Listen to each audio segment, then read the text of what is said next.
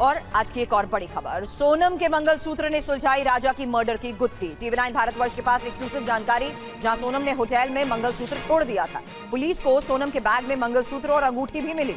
मंगलसूत्र ही सोनम के खिलाफ पहला सबूत था।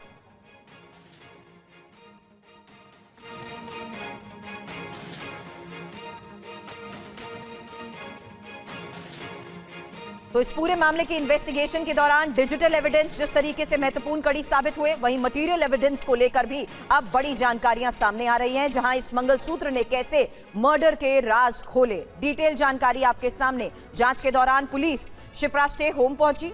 पुलिस को होम स्टे में सोनम का बैग मिला। पुलिस को सोनम के बैग में दिखा मंगलसूत्र, और मंगलसूत्र मिलने के बाद पुलिस का सोनम पर शक और ज्यादा गहराता गया। हालांकि पुलिस को लगा सोनम ने मंगलसूत्र क्यों नहीं पहना, और पुलिस की थ्योरी सोनम मंगलसूत्र छोड़कर क्यों गई।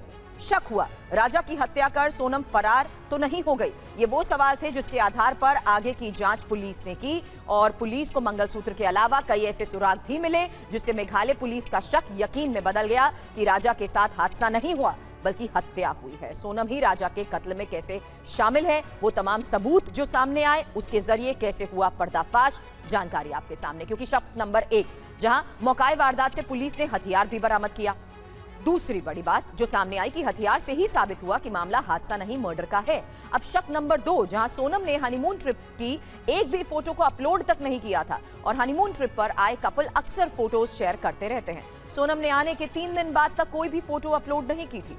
शक नंबर 3, जहां सोनम की कॉल डिटेल्स खंगालने पर राज का नंबर भी मिला, और सीसीटीवी की जांच में सोनम और किलर्स की लोकेशन भी मिली। अब मर्डर की जगह से 10 किलोमीटर की दूरी पर जो लोकेशन मिली थी, हत्या के बाद सोनम टैक्सी से आगे निकल गई थी। सुपारी किलर भी अलग अलग रास्ते से ही निकल गए थे। ये वो तमाम सबूत थे जिसके बिना पर मामले की जांच की गई, और शक और ज्यादा बढ़ता गया। और उसके बाद डिजिटल एविडेंस के साथ साथ मटेरियल एविडेंस यकीन इस बात का हो गया पुलिस को कि जिस बिना पर वो मामले की जांच कर रही है उसमें सारे सवाल और शक सोनम की तरफ ही सवाल खड़े करते हैं। अब राजा हत्याकांड पर डीआईजी शिलोंग का बयान, जहां सोनम और राज ने अपना गुनाह कबूल कर लिया है। डीआईजी डेविस मार्क का ये बयान, सोनम पुलिस को गुमराह कर रही थी, राज और सोनम एक दूसरे को मास्टरमाइंड बता रहे हैं। Shillong police crime scene recreate करेगी।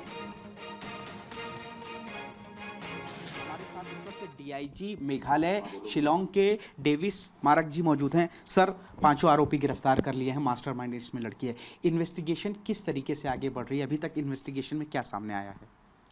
देखिए, आप मास्टरमाइंड लड़की है, ये बात अभी हम लोग मतलब कंफर्म नहीं कर सकते, क्योंकि जो लड़की ने बताया है कि वो राज मास्टरमाइंड है, राज बता रही है कि लड़की मास्टरमाइंड है। तो अभी इसको पूछताछ के बाद ही हम लोग उसको कंफर्म कर सकते हैं।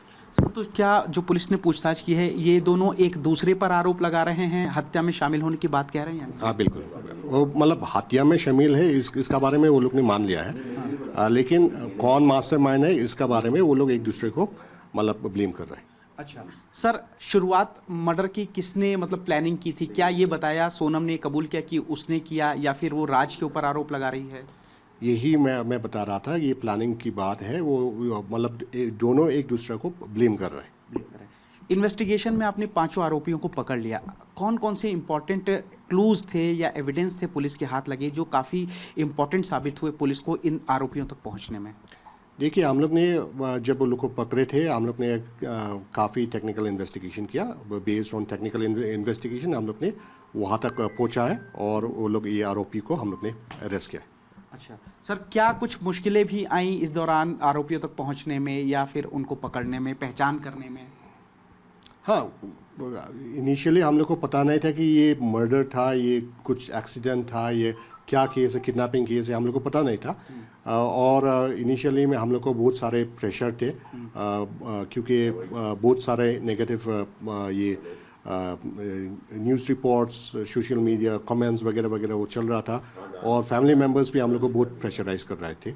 इसलिए जब हम लोग इसको आइडेंटिफाई करने में भी हम लोग को काफ़ी टाइम लगा, लेकिन जब हम लोग ने उसको आइडेंटिफाई किया बेस्ड ऑन एविडेंस, जब हम लोग ने आइडेंटिफाई किया तो हम लोग जब श्योर थे कि ये सभी ये मतलब एक्यूज है, तभी हम लोग ने टीम्स भेजे हैं, और ये 5 को हम लोग ने अरेस्ट किया।